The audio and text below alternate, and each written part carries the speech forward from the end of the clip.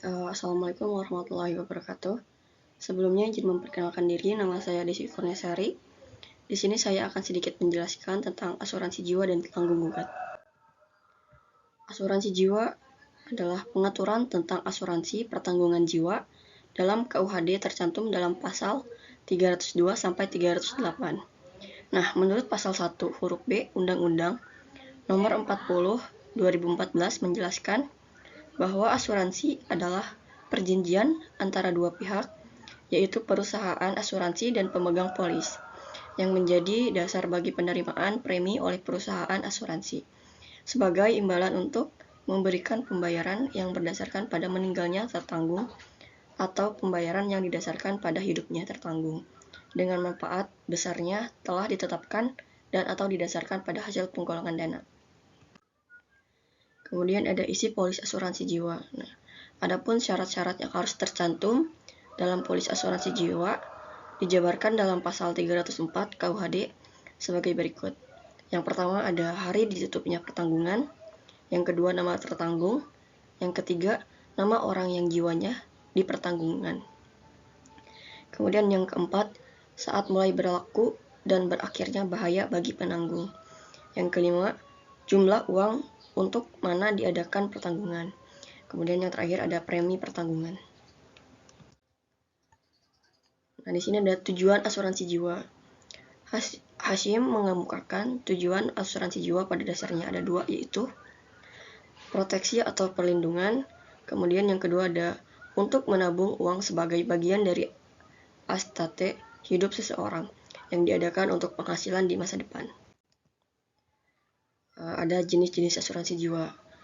Hashim juga membagi polis asuransi jiwa menjadi beberapa jenis, yaitu polis asuransi jiwa bermasa atau term insurance.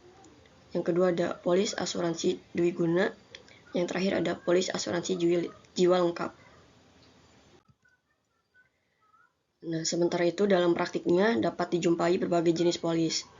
Antara lain ada polis dwiguna, polis ekawarsa, polis asuransi bermasa, dan yang terakhir ada polis asuransi jiwa utuh. Kemudian selanjutnya ada asuransi tanggung gugat. Asuransi tanggung gugat adalah asuransi untuk melindungi tertanggung terhadap kerugian yang timbul dari gugatan dari pihak ketiga oleh kelalaian tertanggung. Oleh karena itu, kontrak ini menyangkut persetujuan untuk mengganti kerugian kepada pihak ketiga. Maka disebut juga asuransi pertanggungjawaban terhadap pihak ketiga. Selanjutnya ada jenis-jenis asuransi tanggung jawab.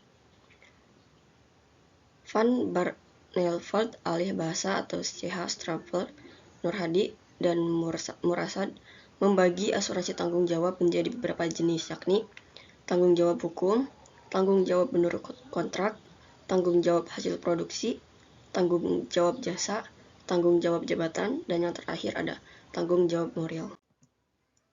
Dasar hukumnya, adapun dasar hukum munculnya tanggung jawab hukum antara lain dijabarkan dalam pasal berikut. Yang pertama ada pasal 1365 KUHP DT. Yang kedua ada pasal 1366 KUHP DT. Yang ketiga ada pasal 1367 KUHP DT. Dan yang terakhir ada pasal 1368 KUHP DT. Selanjutnya ada pihak dalam asuransi tanggung gugat. Pihak pertama ada pembelian polis atau tertanggung. Kemudian ada pihak kedua yaitu penjual polis atau penanggung. Dan yang terakhir ada pihak ketiga yang mana orang yang dirugikan oleh pihak pertama.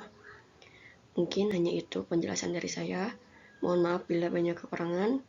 Wabillahi taufiq wal hidayah. Wassalamualaikum warahmatullahi wabarakatuh.